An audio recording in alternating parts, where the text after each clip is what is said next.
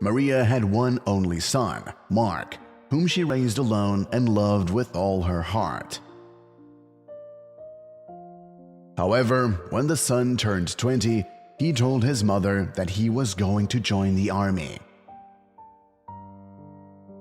The saddened mother did not want to let go of her only joy, but there was nothing to be done and she had to put up with it.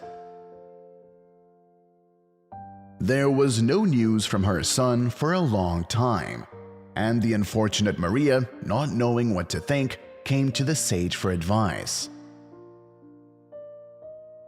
He told her to simply help people. Maybe if you help someone, someone will help your son, he said. Maria agreed, although she had little faith in it. 5 years have passed. The woman has long accepted that her son is most likely not alive. But she did not forget about the words of a wise man.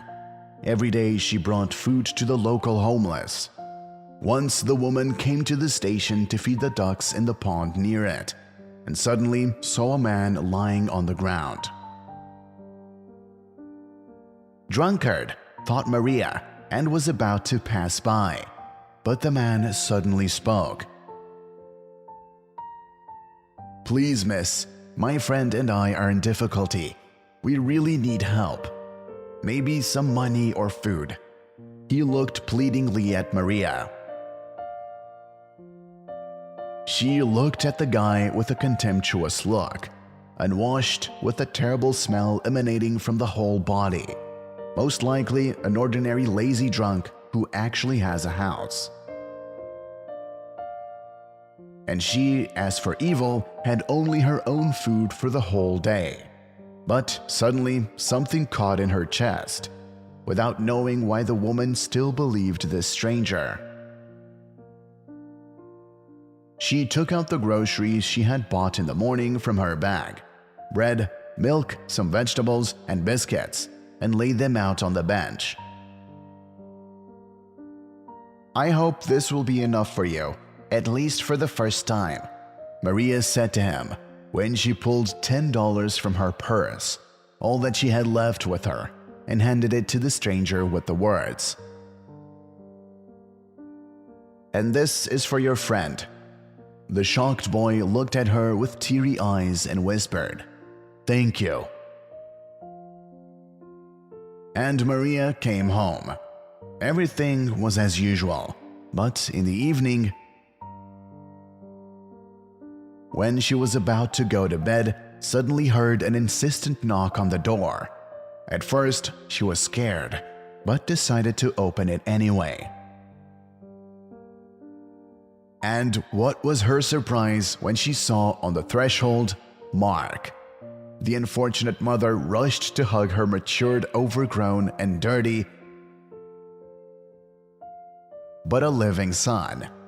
Maria was shocked. She gave her son hot tea to drink, fed him, washed him, changed his clothes, and then only she began to ask about his life in solitude. As it turned out, Mark was captured by enemy troops from a neighboring country, but more recently he was released.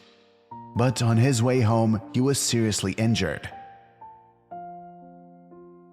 And then he said something that made Maria's eyes darken.